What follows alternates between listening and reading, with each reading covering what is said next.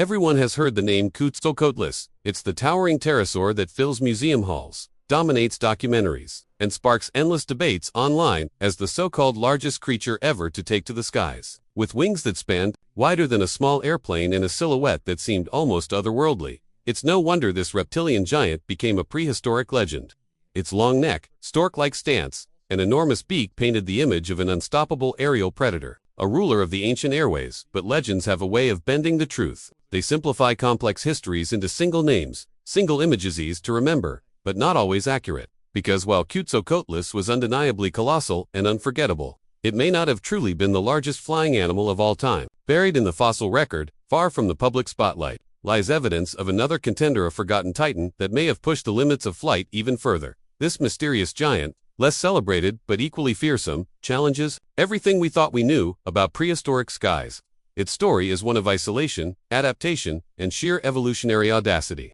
And once you hear its tale, the way you picture the ancient world above your head will never be the same again. Quetzalcoatlus is often introduced as though it were a creature lifted straight from the pages of myth. Living nearly 70 million years ago, during the late Cretaceous, it belonged to the Esdarchid family of Pterosaurs, a lineage renowned for their elongated necks, toothless beaks, and wingspans that seemed to stretch the limits of flight itself. Estimates suggest that Quetzalcoatlus could achieve a wingspan of 10 to 11 meters, about the length of a small aircraft hand when standing. It may have towered as tall as a modern giraffe. That striking image alone has cemented its reputation as the undisputed monarch of the prehistoric skies. For decades, this giant has captured the public imagination. Books, documentaries, and museum exhibits often present it as the largest flying creature that ever lived, an airborne titan ruling the last days of the dinosaurs. But this celebrated status rests less on complete skeletons and more on fragments, scattered pieces of bone that hint at a vast creature, leaving scientists to reconstruct the rest through comparison and educated inference. The story of Quetzalcoatlus, then, is as much about the allure of the unknown as it is about the animal itself. Its fame has grown in the fertile space between evidence and imagination. We know it was a giant, but how it truly looked, how it launched into the air, and even how much it weighed remain matters of active debate. Bold reconstructions have filled in the blanks, sometimes exaggerating its presence to mythical proportions, while quieter, more cautious science has worked to draw the lines more clearly. And this is where the nuance lies. Yes, Quetzalcoatlus was enormous, a marvel of natural engineering, but size alone does not crown a king. Other prehistoric flyers, such as Argentavis and Hatzegopteryx, rivaled or challenged its dimensions in different ways, each adapting to the skies in their own extraordinary fashion. The truth is far more fascinating than the myth. The skies were not ruled by a single monarch, but shared by multiple giants, each leaving its own shadow across prehistory. If Quetzalcoatlus wasn't the true, undisputed champion of the skies, then who was? To find our answer, we must leap forward several million years, into a world reshaped by the extinction of the dinosaurs. Here we encounter Argentavis magnificens, a bird so immense and powerful that it challenges everything we think we know about flight. Living around 6 million years ago in what is now South America, Argentavis was a creature of staggering proportions. Its wingspan stretched nearly 7 meters, roughly the length of a small private jet's wings, and its body carried a mass unlike almost any other known flying animal. While its wingspan may sound modest compared to the estimated 10 to 11 meters of Quetzalcoatlus, this is where the real debate begins. Argentavis was no fragile glider. It was a heavyweight built for soaring, with some estimates placing its weight at over 70 kilograms. In the physics of flight, mass is just as critical as wingspan, and Argentavis possessed both in extraordinary measure. Unlike the ultralight frame of Pterosaurs, this colossal bird had the robust build of a predator, designed to master the winds. It is believed to have flown much like a modern condor or vulture, using powerful thermal currents to carry its bulk across the vast ancient skies of Patagonia with minimal effort. From these lofty heights, it may have scanned the plains for carrion or potential prey, ruling the open skies with an effortless, enduring glide that few creatures could rival. And yet, Argentavis lacked the alien, almost nightmarish profile of a giraffe-sized pterosaur. It didn't have the towering stance or toothless beak that lends Quetzalcoatlus its mythic allure. Instead, it was a creature of subtle dominance. Its power lay not in spectacle, but in presence, in sheer mass, in strength, and in sustained flight. It may have been the more formidable aerial titan. That is why many paleontologists argue that the true title of largest flyer should not automatically belong to Quetzalcoatlus. The crown, they suggest, could just as well rest upon Argentavis, the giant bird that turned the prehistoric skies of South America into its personal kingdom. But here's where things get complicated, because when scientists talk about the largest flying animal, they aren't all measuring the same thing. Some define it purely by wingspan, which gives Quetzalcoatlus the advantage with its incredible reach of 10 meters or more.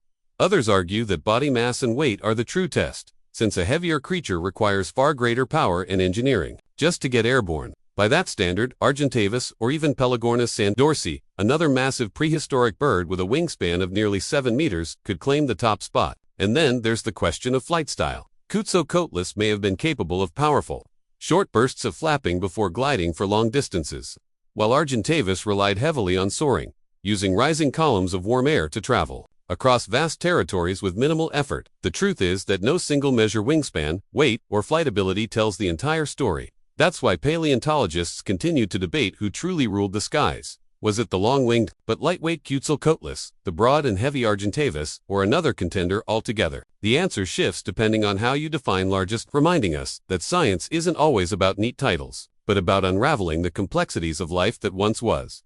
Why, then, does Quetzalcoatlus so often dominate the spotlight? As the largest flying animal of all time, the answer has less to do with hard evidence and more to do with the narrative we've built around it. The very name, Quetzalcoatlus, evokes intrigue, mystical, ancient, almost alien. Its long neck, toothless beak, and towering presence are the stuff of natural history legends. Museums, documentaries, and popular media eagerly showcase it, because nothing captures the imagination quite like the idea of a giraffe-sized reptile vaulting into the sky on vast, bat-like wings.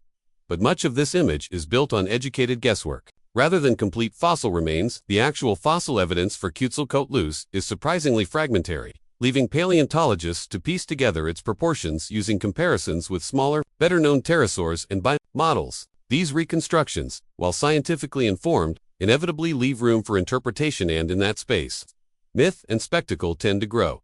Contrast this with Argentavis magnificens, the giant prehistoric bird that truly earns its title. As one of the largest flying animals to ever live, Argentavis is backed by far more complete fossils, giving us a much clearer understanding of its wingspan, weight, and flight capabilities.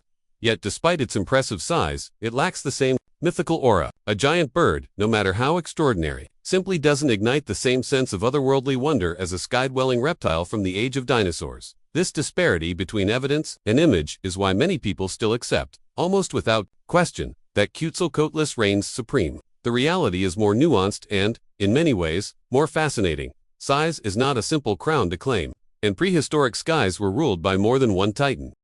As we reach the end of our journey through prehistoric skies, one thing has become clear. While Quetzalcoatlus has long been celebrated as the icon of flying giants, it was not the undisputed master of the air. Its immense wingspan, often estimated at around 10 to 11 meters, and its striking presence in museums and documentaries have given it a legendary status. But when we step back and look at the broader picture, a fascinating truth emerges. Quetzalcoatlus was only one chapter in a much larger story of flight. Across millions of years, the skies were ruled by more than just pterosaurs. They were also home to massive birds, like Argentavis magnificens, which soared over prehistoric South America, with a wingspan close to 7 meters and a body mass that may have rivaled some of the smaller pterosaurs. Unlike the lightweight hollowbone Quetzalcoatlus, Argentavis was a heavy, powerful flyer, using thermal currents and broad wings to travel vast distances in search of prey or carrion. This forces us to rethink what we mean when we say the largest flying animal. Do we measure greatness by wingspan alone, by sheer weight, or by the ability to travel far and dominate the skies? Quetzalcoatlus may have stretched wider, but Argentavis carried more weight and exerted a different kind of aerial dominance. And then there are others, giant pterosaurs like Quetzalcoatlus, possibly even heavier than Quetzalcoatlus, pushing the boundaries of what flight could achieve in their time. What this tells us is that the title of largest is not a single crown worn by one creature, but a complex legacy shared among several aerial titans, each with their own evolutionary advantages and limitations. So, while Quetzalcoatlus deserves its place as an icon of the late Cretaceous, it was not the ultimate ruler of the skies. The skies were a battlefield of giants, with birds and pterosaurs alike adapting to rule their own domains. Argentavis, with its immense wings and predatory power, reminds us that long after the age of dinosaurs ended, the air remained a realm for giants. In the end, the true story of the largest flying animals is not about one winner, but about a series of contenders that each, in their time, pushed the limits of flight to astonishing extremes. And this is just one part of the tale, because for every giant that soared above, there were others that glided in unexpected ways, creatures that defied the rules of size and evolution. Did you know there was a reptile that could glide even farther than some of these great pterosaurs? In our next episode, we'll explore the forgotten masters of the air, smaller stranger, and in many ways, just as impressive. Stay tuned, because the skies of prehistory hold more secrets than you think.